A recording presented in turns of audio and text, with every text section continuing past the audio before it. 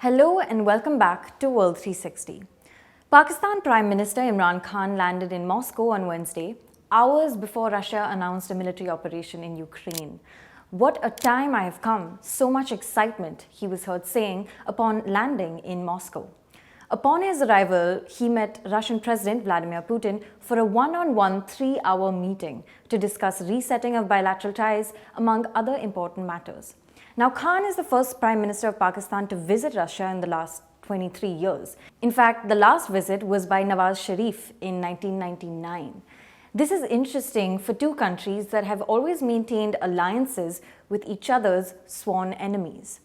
Earlier on Tuesday, Imran Khan also nodded vigorously when asked during an interview with Russia's state-owned media outlet Russia Today whether China has played a quote-unquote subtle but very significant role in facilitating diplomatic conversations between Pakistan and Russia. So what do all of these developments mean?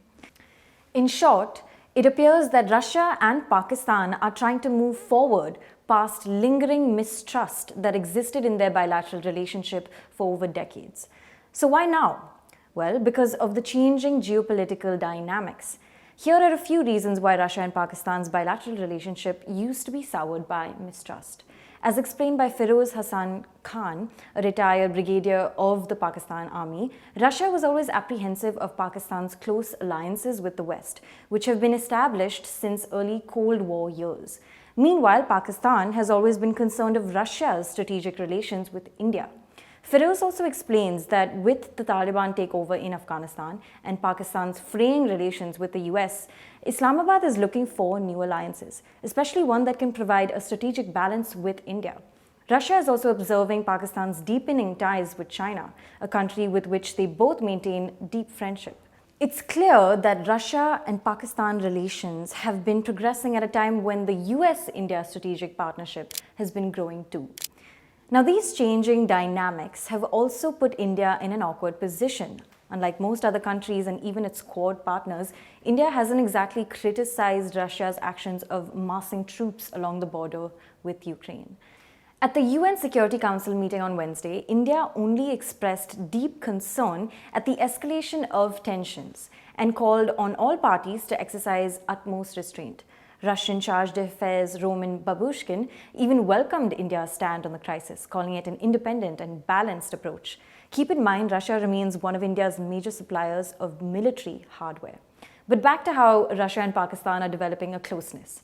It's surprising for Moscow to extend a hand to Pakistan and invite its head of state, given that Pakistan arguably played a major role in bringing the Taliban back into power in Afghanistan. For the longest time, Russia was apprehensive of a radical Islamic regime in Pakistan, and the Taliban factor too.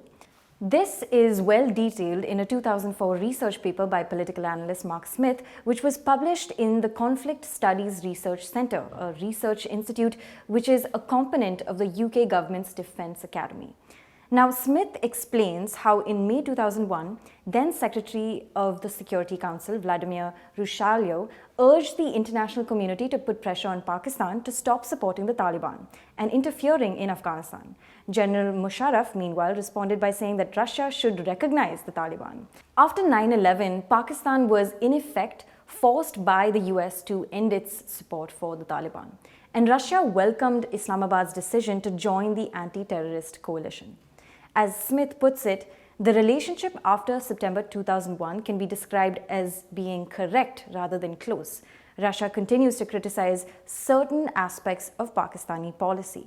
During his visit to India in December 2002, Putin had urged the Pakistani leadership to crack down on the terrorist infrastructure in Jammu and Kashmir.